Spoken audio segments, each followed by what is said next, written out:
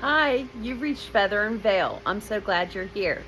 Today I'm going to be talking about Chapter 4, The Nurse's Promise, The White Room. Look, it's a bee! Tis a bee, tis a bee. I had to share. Don't bite me. Don't sting me. It's hungry.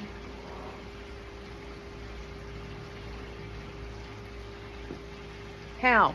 How? Just how? Anyway, let's get this party started. Okay, here we go.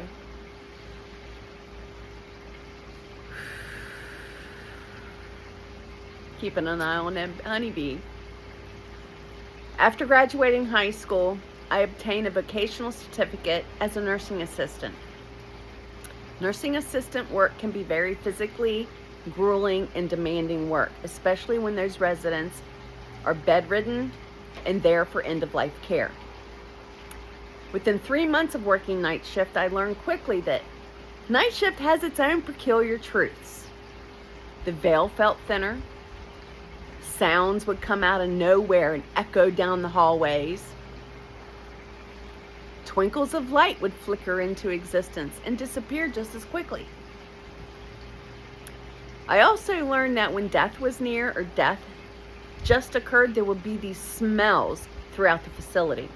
Sometimes it would be fresh roses, other times it would be heavy perfume to honey, other times it would be sulfur, fresh baked pretzels, fresh popped popcorn. Say that 10 times fast.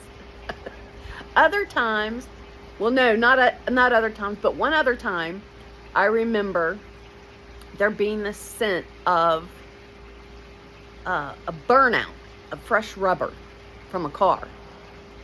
So, me being me, I go and ask this RN that I'm working with. I'm like, what is going on? Why do these things happen? And she says, well, Cheryl, she said, things like this happen when you work in a place where death occurs quite frequently. Okay. And then she asked me if I'm religious, and I kind of shot back and asked her why. And she's like, either way, it'll help you in this line of work. Well, not even a year later, I'm married. We moved 21 hours away. Within 3 months, we're pregnant.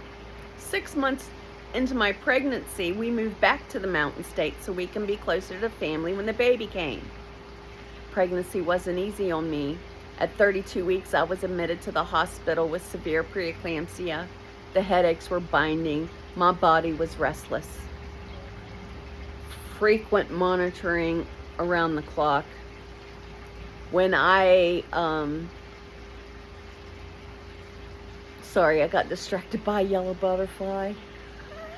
It happens. Where was I? So, doctor comes in after those 2 weeks and says, Cheryl, it's not safe for you to be pregnant any longer. You're maxed out on your blood pressure medicines. We need to get this baby out. So we're going to start giving you Pitocin, which is an induction, as they call it. So it'll start your contractions and start your labor. And this was like a 27-hour marathon, by the way. Yeah. And when I was about 5 or 6 centimeters along, the pain starts becoming too unbearable. And they don't want me to be in a lot of pain because I'm maxed out on my blood pressure medication. And they don't want me to stroke out. So they call the anesthesiologist in to do the epidural. I'm waiting and waiting and waiting for this pain to go away, and it never does. And I just thought, well, didn't think nothing of it, really. I'm just like, well, maybe this is how it's supposed to be. Maybe it did take the edge off. I don't know. All I knew is that those contractions hurt. So we got the Pitocin going in. Nurse comes in to check me. Well, why do they always have to come in and check you during a contraction? Like, can you explain that? I'm a nurse myself, and I didn't do OB, but I mean, I know they got to do their job, but can't they wait like 30 seconds? There must have been a reason. Anyway, she checks me. She tells me I'm 7. All of a sudden, and by the way, that cervical check was very, very painful. All of a sudden, the fetal monitoring alarms start blaring. She goes over and reads the ticker tape, as I call it, the ticker tape, and she leaves the room in a hurry. She comes back, brings my doctor, 2 other nurses that have these carts on wheels that have all this stuff on it. I have no idea what it is. And doctor comes over and says, we're going to have to start pushing now. This baby's in distress, and he's got to come out. So I start freaking out. I'm like, wait a minute. I read that book, What to Expect When You're Expecting, and they said to not push until you're 10. She's like, well, I'm going to break your amniotic sac, and I'm going to put a monitor into your baby's scalp. So here she reaches behind, gets this huge ass crochet hook looking thing, sticks it up between my legs, ruptures my amniotic sac. Water, the fluid, drips out into a bin below the bed. Severe pain immediately. Severe pain. Not down there, but up here in my head. My head just started boing, boing, boing, boing. Then she brings in this corkscrew looking thing, and she's like, I'm going to put this in your baby's scalp so we can keep a close eye on him. And I'm like, okay, well, sorry, my dog's like doing something over there. I don't know. She's all right.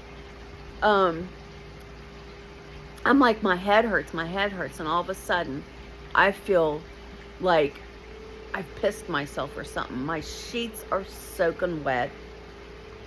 I'm dizzy. And then everything goes black. I wake up being wheeled down the hall. I can see my family to the right, my in-laws to the right. My bed gets turned and goes through a set of double doors. I'm now in what looks like an operating room. Bright lights, the smell of cleanliness, right? Then all of a sudden, hospital vanishes.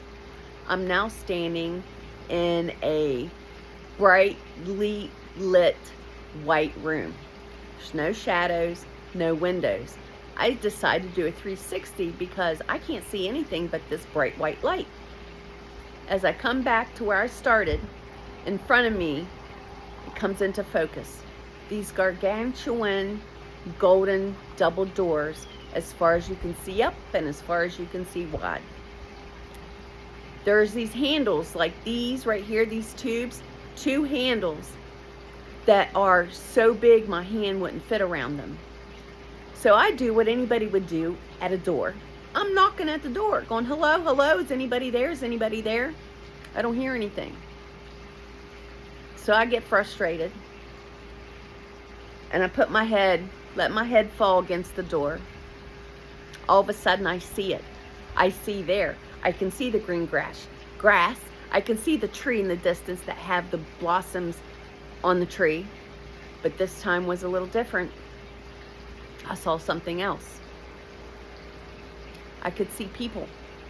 I could see people walking toward that black wall with the split of light down the middle. So I start pounding on the door. Let me in, let me in, let me in. Nothing. All of a sudden, the energy shifts in the room. It's like being in a crowd of people who are nothing but cheerleaders cheering you on. That type of uplifting feeling. And then it occurs. Beside one of those handles, this keyhole starts to appear. It starts to form. Beside the keyhole is like this ancient scroll work starting to form all the way around it.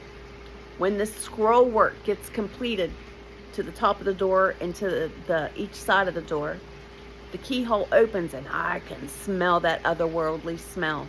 So I peer into the keyhole and I can see what I just saw prior. All these people walking toward that light.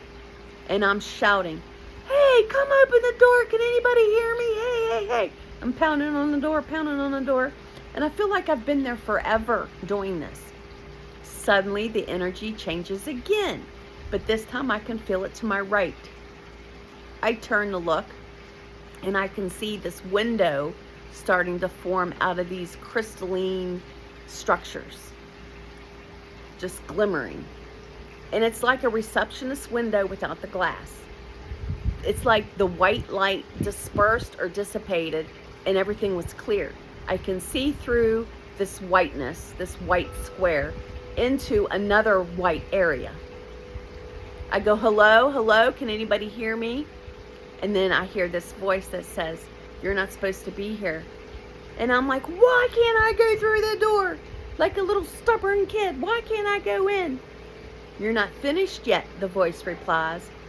And then suddenly, I start saying, I know you have to tell me the truth by truth law. Start rattling off a bunch of numbers that you have to tell me. That voice replies, let me go check. And instantaneously, the voice comes back and there's this big book in front of me. Like it was on a desk or a table, but there's no desk or table. And by the way, it was a golden book.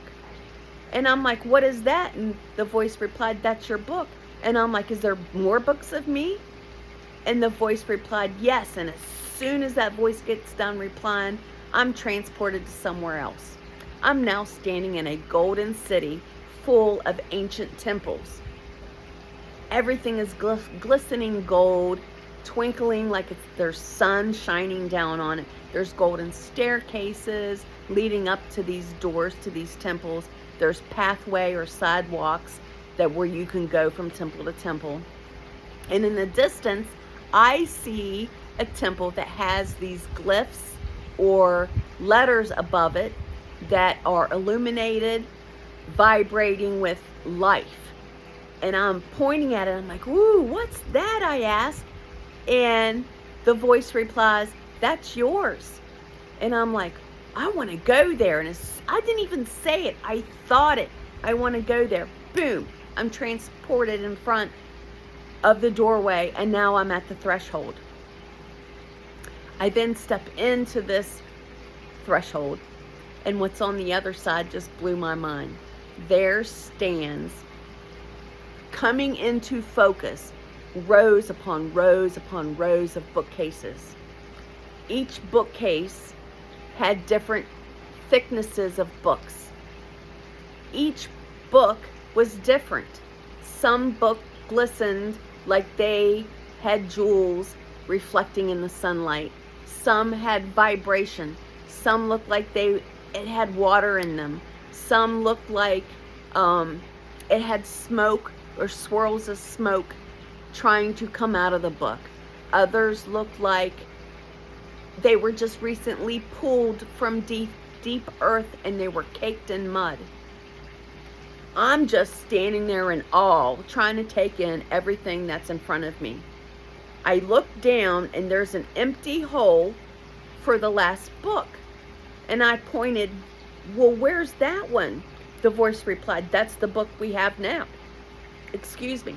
I'm like, I want to read it. I want to stay. I want to see what's in it. All of a sudden, the book appears in front of me again. This gold and glistening book. It's vibrating like it's alive. The book opens on its own. The pages start to turn on their own. About a quarter of the way through the book, it stops. I'm looking down at the pages and all I can see are glyphs, symbols, colors. I don't know what it is. And I'm asked, what does it say? I want to know the truth. What does it say? The voice replies, you must return to become a nurse. Suddenly, I get that feeling of that pull from the center of my back. I get pulled out of the city. I get pulled through this white room with love and warmth. Next thing I know, I open my eyes to complete chaos surrounding me. I hear people shouting. I hear, she's back, while feeling a hand on my chest. I hear all these alarms. I immediately cover my ears due to all this stimulation. I can feel the bite of cold oxygen piercing my lungs from the mask that's on my face. Next thing I know, I hear the doctor shouting, ordering me, push, Cheryl, push with everything you got. So I'm trying to push. Behind her, those set of double doors burst open. There I can see my parents, my in-laws. Here I am, completely exposed, vulnerable, and totally humiliated. I shout, "Shut the fucking door!" Oh my God. Then suddenly the doctor's like, "Stop, stop, stop. You gotta stop pushing now." I stop pushing. Next thing I know, I see this bluish purple baby covered in this green tarry-like substance being whisked away to the side. That's my son, not breathing. All I can hear now is suctioning, orders being given, and I can feel the tense focus in the room. Then a whimper and then a cry. He was alive. Then my doctor comes back over while the pediatrician and the nurses are working on my son. She comes over and starts yanking on my umbilical cord. "We gotta deliver the placenta now," she says. And she starts yanking on it, and I start screaming, "Stop, that hurts!" And I raised my foot to kick her in the face because she wasn't stopping. She's like, "Oh, you shouldn't feel anything. You have an epidural." And I'm like, "I can feel every bit of that, you bleep, bleep, bleep." Let me tell you, it was not pleasant. So the nurse comes over and sets me up and says, "Doctor, her catheter for her epidural is totally dislodged." Yeah, boy. So those headaches I was having, yeah, that wasn't from preeclampsia. That was from that's why I passed out. I was losing too much spinal fluid. Well, the doctor then starts spewing out orders to the nurses. I get blood taken from my arm in this giant syringe, right? It's only 10 cc syringe, but I've not seen a syringe that big. It looked giant. They put me on my side. Doctor comes over, takes that blood. Oh, this is the worst part. The tape that they put on your back to hold that line in place, doctor just rips it off, man. I was so mad at her. So then she takes that needle and puts it in that hole where that catheter was, and then all I feel is pressure. She's like, "I'm doing what's called a blood patch," right? She's doing all this and explaining everything while she's doing it, which is cool. I like that. But still, I'm like traumatized from the whole thing. Next thing I know, I see a bag of fluid being brought over to hang, and she connects it to the line, and I'm like, "What's that?" Like, she didn't tell me anything. "Oh, that's caffeine." And I'm thinking, "Oh, they're giving me caffeine." Man, I am tired. I just spent 27 hours in labor, okay? Thinking, "Oh, this is going to really pump me up and I'll be alert." Nope. No, that's for the headache, she said. That's going to help get rid of the headache because I lost too much spinal fluid. Well, I didn't get to see my son for 27 hours. I'm sorry, 24 hours. Happy birthday, by the way, son. Happy 35th birthday. Anyway, the truth of the matter is, he was born with the cord wrapped 3 times around his neck. And he had inhaled that meconium. And wasn't pleasant. It was not a pleasant experience. But yeah, so it would take me years to fully understand what happened that day my son was born. At the time, I only knew this: something greater than me stepped in. I wasn't meant to walk through those golden doors, not yet.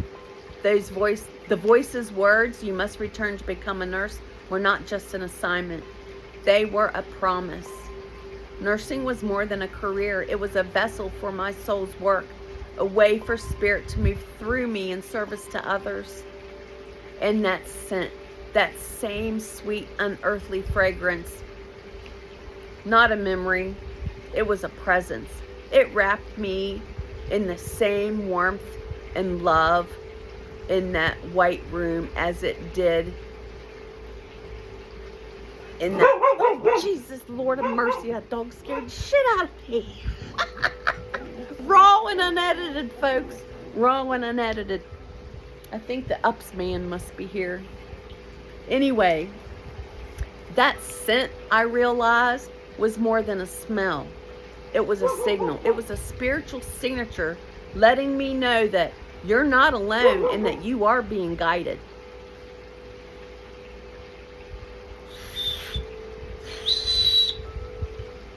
Here she comes to save the day. Calm down. It's just the ups man. From the flickers of light in the nursing home to the silent departures of souls to the radiant city of books and the glyphs above its temples, Spirit was showing me that life and death are far more connected than we are ever taught. Standing in a place not of this earth, I was being shown records. What did it all mean? This was not the end. This was the beginning of deeper work. And though I couldn't make sense of it all in the moment, something deep within me knew. In that golden city, a book still waits for me to finish its last pages. I do not know what is written there, only that when I return to read it, the ending will not be mine alone. And that there's a symbol that stayed with me my whole life trying to figure out what it meant. It's that ancient keyhole. It wasn't any ordinary keyhole. It looked like it was from another age, edged with the delicate scroll work that seemed almost alive in the light. I remember thinking, yeah, it was made for a key that I'd never seen before. But what's it gonna unlock? What kind of key would fit in there? A skeleton key? Something carved from light maybe? And if I ever held it, would it open to a place that I glimpsed through that keyhole? Would it open to there? I didn't have the answers, only the ache of knowing I've been shown a door that I wasn't ready to walk through. How could I find that key, and what if I did? Was it an object, or was it a state of readiness that my soul hasn't reached yet? I didn't know. The questions spun endlessly. Only later in my journey would I learn that keys, especially those carved with age and meaning, carry their own language and power in certain spiritual traditions. They are said to open more than doors. They are to grant passages into moments, realms, or states of being that cannot be reached by force. You know, I hope you enjoyed this chapter as much as I did, with all the interruptions from bees to dogs.